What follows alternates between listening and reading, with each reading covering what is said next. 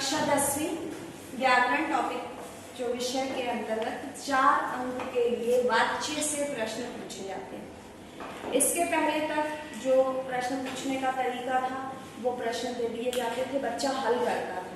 तो हल जब करता था बच्चा तो उसमें अगर आधा भी हल सही है, आधा भी उसने सॉल्यूशन सही लिखा है तो उसको पूरे नंबर मिलते हैं। अभी क्या हो रहा है, मल्टीपल चॉइस क्वेश्चन वस्तुनिष्ठ दे दिया और उसके कारण बड़ा कंफ्यूजन, सारे ऑप्शन एक जैसे लगते हैं। तो जैसे मैथ्स वैसे वाच्य सॉल्व करना है। कैसे करना है ट्रिक्स बता रही हूँ। वाच्य जो है उसके दो भेद हैं, कर्तृवाच्य और अकर्तृवाच्य। ये जो कर्तृ है ये लगभग देखने में, याद करो, कर्ता जैसा दिख रहा है। कर्ता, कर्ता यानी सब्जेक्ट है ना, सब्जेक्ट यानी विषय, जिसके विषय में बात की जा रही है, इसे हिंदी में कहते हैं उद्देश्य। हिंदी में कहते हैं उद्देश्य। और जो कुछ कहा जाता है उसे कहते हैं प्रेडिकेट, तो वो होता है विधेय। ये तो क्लास 3 में पढ़ा है बच्चों ने, उद्देश्य और विधेय। तो जैसे तुम पढ़ रहे हो,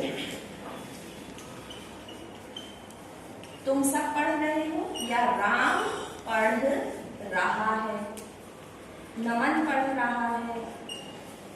इसमें किसके बारे में बात की जा रही है? राम के बारे में और तुम के बारे में। ये तुम क्या है? सर्वनाम है और ये राम क्या है? संज्ञा है। ये बात तो आती है, ये राम संज्ञा है और ये सर्वनाम है। तो वाक्य में जिसके विषय में बात कही जाए वो होता है उद्देश्य, और जो कुछ कहा जाए वह होता है विधेय। इस पर भी एक प्रश्न पूछा जाता है कि वाक्य में उद्देश्य और विधेय है, तो वो मिक्स मैच वो ऑप्शन दे देते हैं। अब जिस वाक्य में क्रिया, वाच्य है क्या? वाच्य वाचा से बना है, संस्कृत शब्द वाचा से बना है। वाचा मतलब वाणी, वाणी मतलब जो कह रहे हैं। तो किसी भी वाक्य में किसके बारे में कह रहे हैं ये बताने वाले शब्द समूह होते हैं क्रिया। किसी के विषय में जो कुछ भी कहा, जिस क्रिया के जिस रूप से यह पता चलता है कि क्रिया किस पर आधारित है उसे वाच्य कहते हैं। तो पहला कर्तृ, स्पेलिंग देख लेना, बड़ी आसान है। री ऋषि, सी फॉर कैट इधर भी और इधर भी है। कर्तृ बना है कर्ता से, तो जिस वाच्य या जिस वाक्य में क्रिया कर्ता पर आधारित है उसे कहते हैं कर्तृवाच्य। कर्तृवाच्य यानी हमने एक सब शब्द समूह में सीखा कि क्रिया कर्ता पर आधारित। अब इसको पहचानने के लिए क्या करेंगे? क्रिया को क्वेश्चन पेपर में अंडरलाइन करो। जैसे इन्होंने कहा कि वीर भारतीय सैनिकों ने दुश्मनों का सामना बड़ी वीरता से किया। वीरता से किया किसने? सैनिकों ने। ने जो है कर्ता का जो चिन्ह है परसर्ग, वो है ने।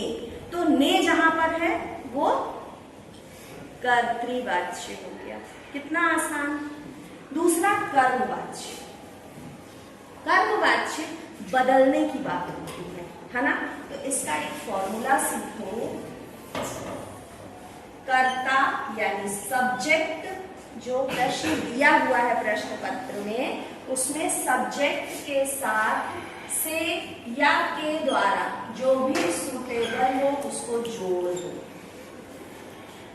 कर्मवाच्य बनाने के लिए कर्ता के साथ से या के द्वारा। अब क्योंकि हम सब हिंदी भाषी हैं, हमको सेंटेंस समझ के आ जाता है पढ़ के कि से अच्छा लग रहा है कि के द्वारा, हाँ या ना, आ जाता है। तो से या के द्वारा जोड़ो, उसके बाद इनको भूल जाओ, इनका यहाँ कोई रोल नहीं है। अब हमको मन में सेंटेंस फ्रेम करना है कि डैश के द्वारा डैश डैश डैश। यहाँ पर बहुत ध्यान देने की बात है। जैसे मैं कुछ वाक्य बताऊं कि राम पढ़ रहा है, राम ने पढ़ा था, राम ने पढ़ लिया। सब्जेक्ट प्लस से या के द्वारा। फिर राम को भूल जाओ और वाक्य बदल दो, लेकिन बदलते समय इसका ध्यान रखो। पढ़ रहा है वर्तमान काल, पढ़ा था भूतकाल, और पढ़ लिया भी या राम पढ़ेगा, तो ये हो गया भविष्यकाल।